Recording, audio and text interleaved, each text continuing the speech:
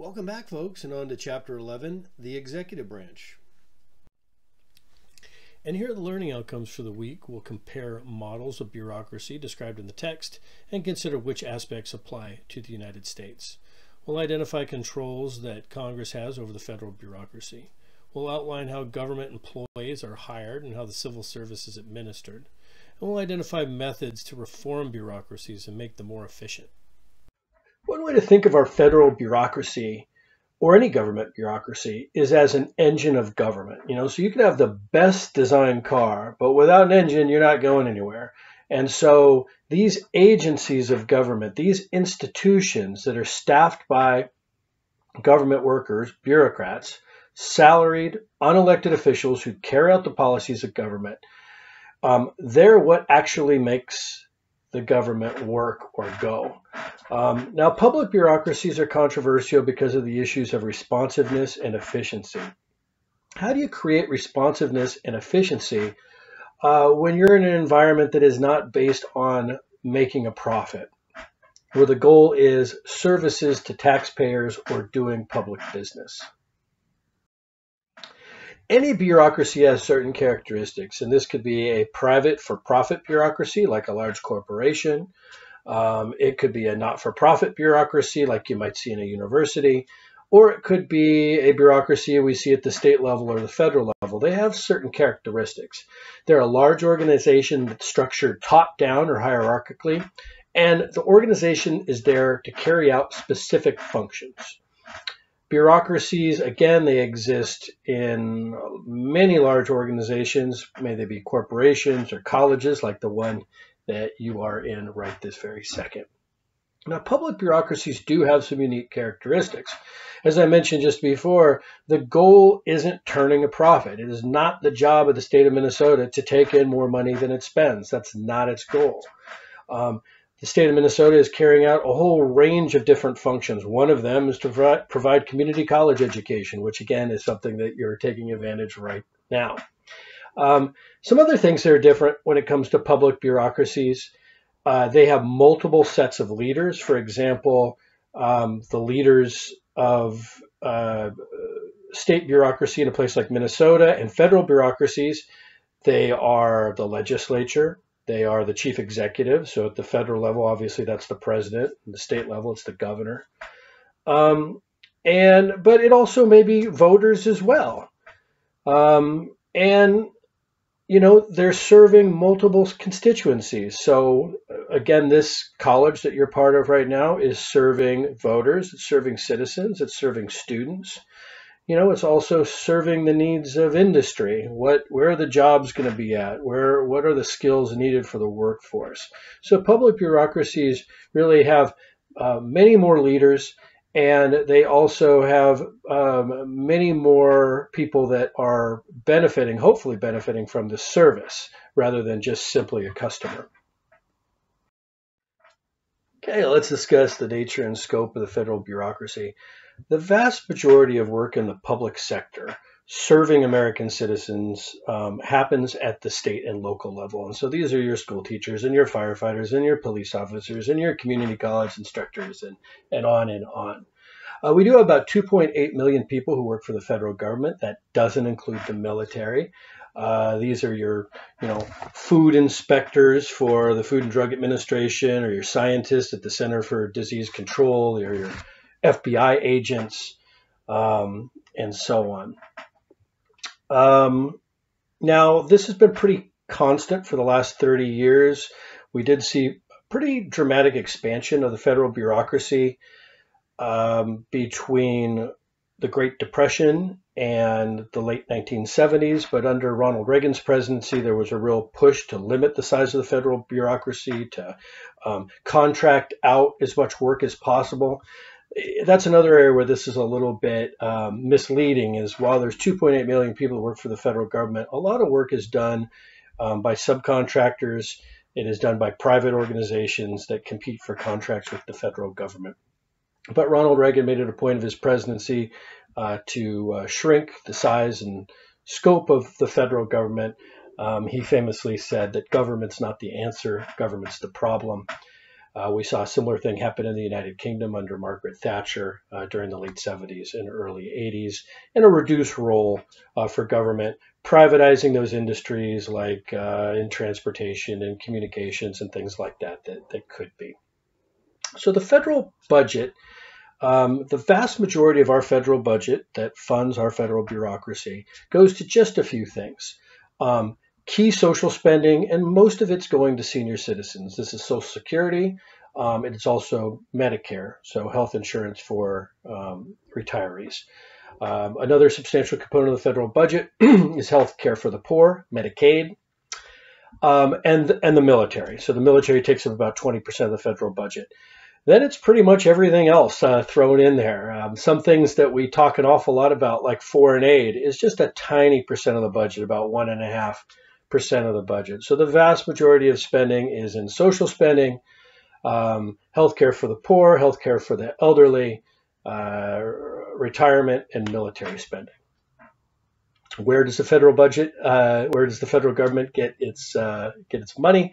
As you might imagine, it comes from us. It comes from taxpayers paying payroll tax, tax on their income, corporate tax. Although this is down dramatically. It used to be that corporate taxes covered a much larger percentage of the federal budget. Recent laws have made it that corporate taxes are much, much lower than they used to be. They're at all-time lows now.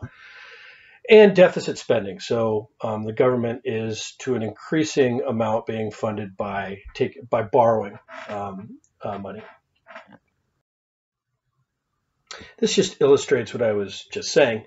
How the vast majority of workers, government workers, are employed by local government and state government. So how should we look at bureaucracy? Your textbook doesn't delve into this too much, but I think it's worth a conversation. These are different sort of models, different viewpoints of how we consider bureaucracy. And not any of them is 100% true, but I think all of us would argue we see more of one than we do the other. The first is Weberian bureaucracy, named for the famous German sociologist Max Weber, who theorized on what went into a highly functional bureaucracy. And he argued that bureaucracies could be highly effective when they're rational, when they make clear sense, they've got a clear, rational way of making decisions, they're hierarchical, they're top-down, there's a clear chain of command, and decisions are consistent, they're based on rules, they're based on logical reasoning. That's when bureaucracies are functional. Now, others would argue that public bureaucracies have some inherent problems, which I already talked about just a little bit. One is that public bureaucracies are always going to be seeking more resources to maximize the power of bureaucrats and to expand the power of the bureaucracy overall. And so we refer to this as the acquisitions model.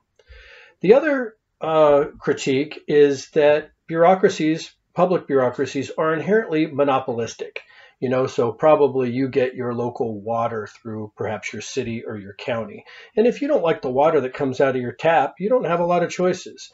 And so in many government services, we don't get to call a different police department or a different, we don't get to choose somebody else to fight our fires if we do not like our local fire department. And so in some situations, public bureaucracies can seem like monopolies, and that leads, without competition, problems with inefficiency. So the challenge is, when it comes to reforming bureaucracy, is how do you maximize Weberian bureaucracy and limit the acquisitional and monopolistic notions that are related to bureaucracy? Most of our federal bureaucracy falls under one of the umbrellas of the different cabinet departments. For example, the Department of Health and Human Services houses the Food and Drug Administration, the Centers for Disease Control, and other related agencies. Independent executive agencies are those agencies that report directly to the president. An example of this would be the Environmental Protection Agency, the EPA. There are also independent regulatory agencies that are there to serve in hopefully a nonpartisan way and to just to simply regulate an important area the economy. So, for example, the Federal Communications Commission, or the FCC, is in charge of regulating communication, and particularly broadcast communication. There is a lengthy process within each of these agencies to initiate rules to carry out the laws that Congress creates. And of course, different presidents and different executive branches are going to carry them out in different ways.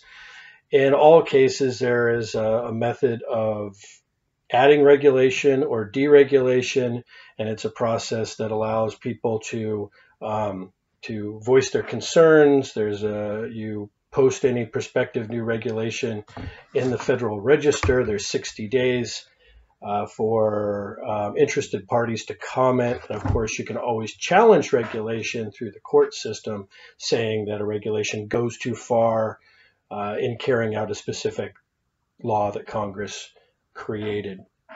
President Trump ran for office saying he was going to reduce a number of regulations. A lot of times people often use the term red tape, that they're going to cut red tape. And President Trump has certainly done a great deal of this. The Trump administration has removed a great deal of federal regulations, particularly when it comes to matters of the environment and other areas. Okay, just a chart of the organization, the executive branch. This is in your textbook, so you can study it there.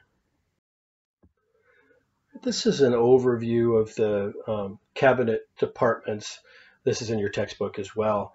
Beginning with the first one that was created, the State Department, and the State Department deals with the issue of diplomacy and administering the embassies all over the world, and the ambassadors that run those embassies, and the diplomats that work for the State Department. They also manage our passport office and so on. And the most recent cabinet department that was created, it was created from a lot of existing departments under one umbrella, is Department of Homeland Security, and that was reorganized after 9/11 in order to prevent a tragedy like that from occurring again. We also have government and government-controlled corporations as part of our federal bureaucracy. They differ from for-profit corporations in the sense that they're not attempting to turn a profit. But they do charge for their services, and their budgets ultimately have to balance, although there have been times where they've turned to taxpayers to be bailed out. Examples of these government-controlled corporations would be Amtrak. The post office would be the most prominent one with the largest number of employees. In certain circumstances, the government actually runs private corporations when they're seen as essential for the overall country or the economy, and they'll be run for a short period of time by the government. We saw this certainly after the financial crisis of 2008, where first the Bush administration, then the Obama administration actually administered several key banks and insurance companies that were on the verge of collapse. There was also the situation of buying up large quantities of General Motors stock and operating General Motors at a time where it was on the verge of collapse because of the importance of that company to the country's economy and to employment levels in the United States. Okay, we'll briefly discuss the staffing of the federal bureaucracy and a brief overview of the history of the Federal Civil Service. First of all, the vast majority of jobs within our federal bureaucracy are civil service appointments. And what that means is people are hired for their qualifications. They're not hired because of their political connections. For example, if you ever wanted to be a diplomat for the United States of America, you would take the Foreign Service examination for the State Department. Depending on how you did on that, and depending on your other qualifications and your language skills and your technical skills and that kind of stuff, you might be interviewed for a position. And that's the same process whether you're the daughter of the President of the United States or you're anybody else, okay? Now, the President does get to name a small percentage of the overall federal bureaucracy, a fraction of 1%, when taking office. So these are political appointees. These are your cabinet secretaries. These are your ambassadors to all the different embassies around the world. And the top positions in government. And they also do have to be, in most cases, confirmed by the Senate. But the vast majority of jobs in the federal government today, these are civil service, merit-based hires. And by the way, that's the way the state bureaucracy works as well. So it's not about political connections. It's about, do you have the skills? Do you have the qualifications? Do you pass the relevant exams? Now, this wasn't always the case in the United States. First of all, in the early years of the Republic, there was a tiny federal bureaucracy, dozens of employees, very tiny. When John Adams got to the White House, there was just a handful of people. There were still African American slaves that were finishing up the construction of the White House, but there was very few people that were actually serving in the federal government or serving the president. This started to change under Thomas Jefferson, and Thomas Jefferson begins the early process of creating a civil service. More professional people who work for government that aren't going to leave when a new administration came in. This came to an end with Andrew Jackson, who basically said, hey, if you work here in the White House now, you must be sympathetic to whoever was here before me. You don't work here anymore. Put your stuff in a box, get out of here. So Andrew Jackson staffed the federal bureaucracy with his own partisans. This is referred to as the spoils system. Maybe you've heard this phrase before. To the victor go the spoils. And we saw this through the Civil War, that essentially the top posts in the federal government went to political supporters of the president, went to political supporters of the administration. Now, the federal government expands a lot during the Civil War, as it does through every crisis, as it does through World War I, as it does through the Great Depression of World War II. Crises tend to expand the role of government. You have to pay those people who are in the armed services. You might have to pay pensions. You might have to pay, in some cases, a pension to their widow. All this takes more government. And with more government, you need a more professional government that can carry out these requirements in an efficient way. So we see after the Civil War a need for a much more professional civil service. And we see the first Civil Service Reform Act in order to create a more professional bureaucracy. And from this comes the merit system. This is the civil service exam. People are taking more standardized exams to get jobs.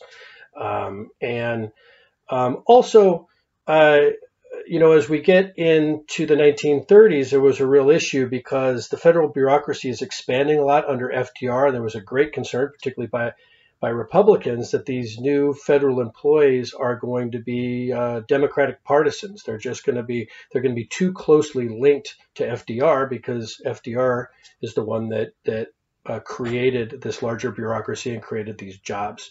So the Hatch Act of 1939 was an effort to limit the political power of federal bureaucrats. Now, much of this law was struck down by the Supreme Court in later years because it infringed on people's First Amendment rights and rights to participate in the political process. But we do still see limitations on civil servants to this day in terms of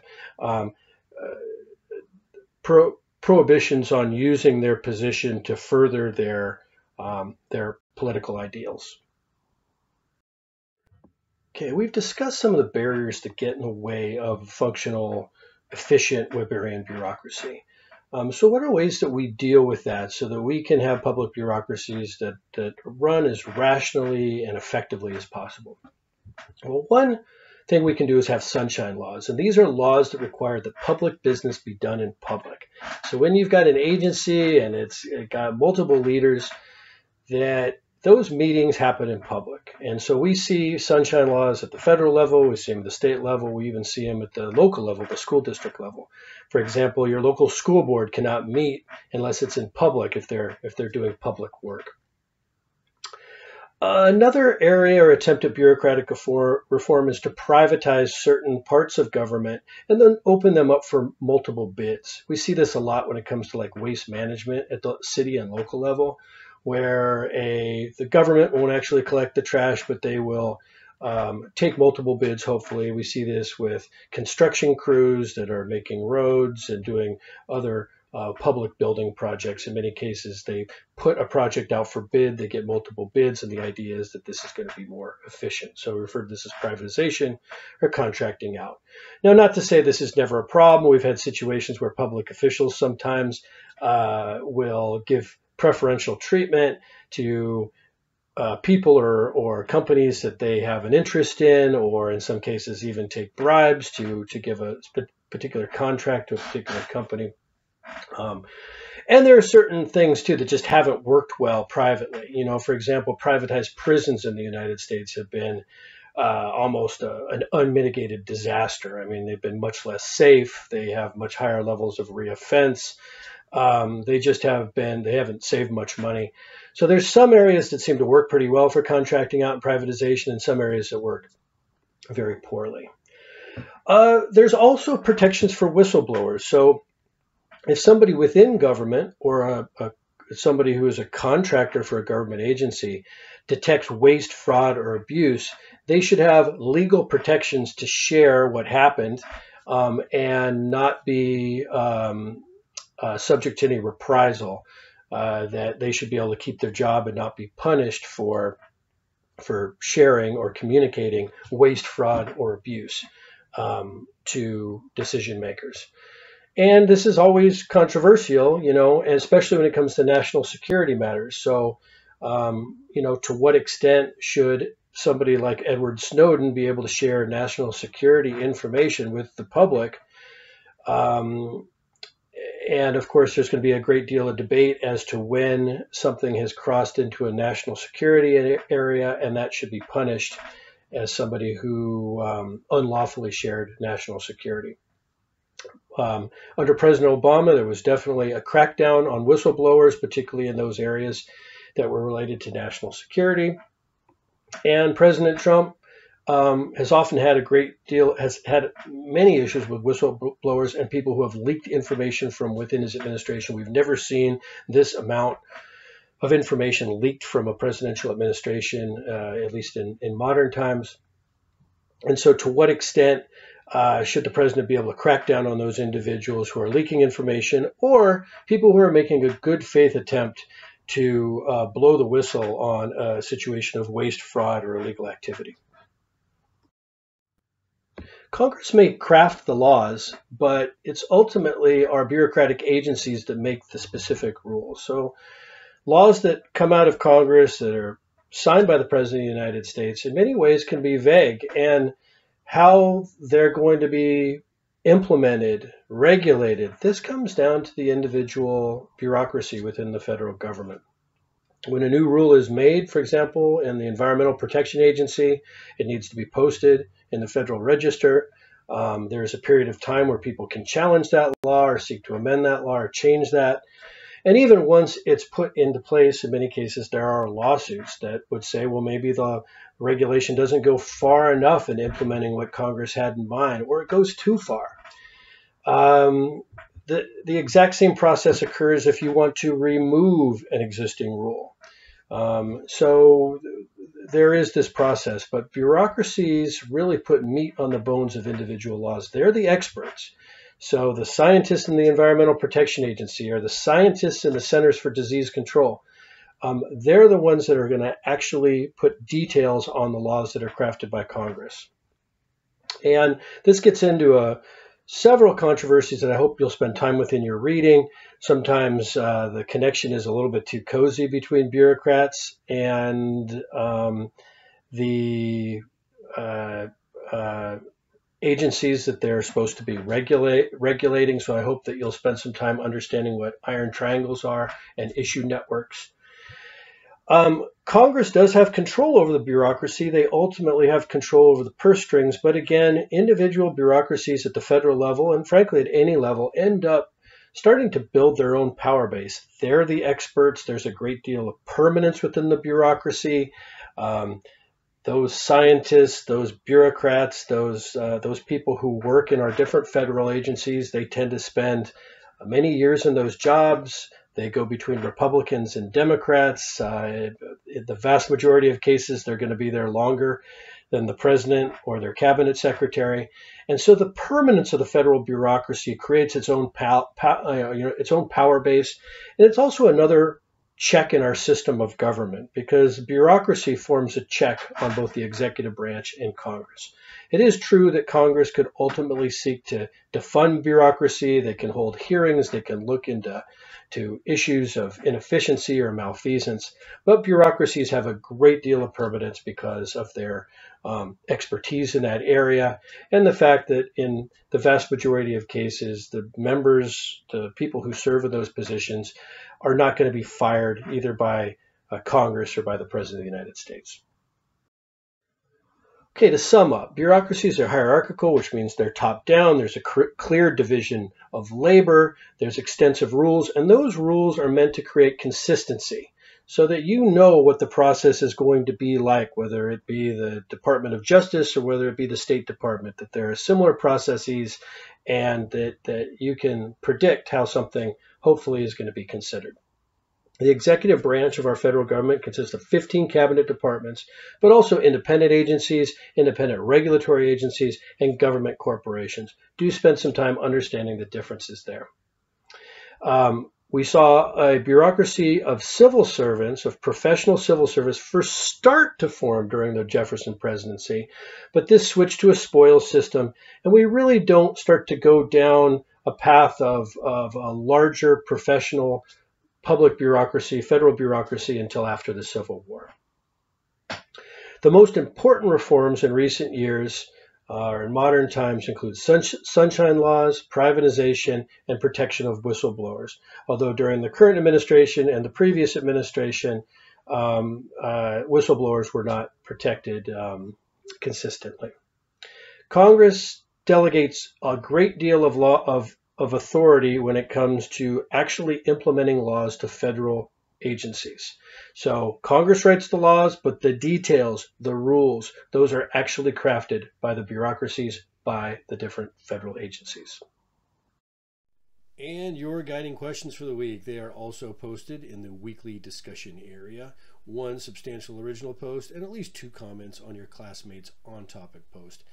As always, please reach out to me with any questions and concerns as we wrap up the course. Have a great week.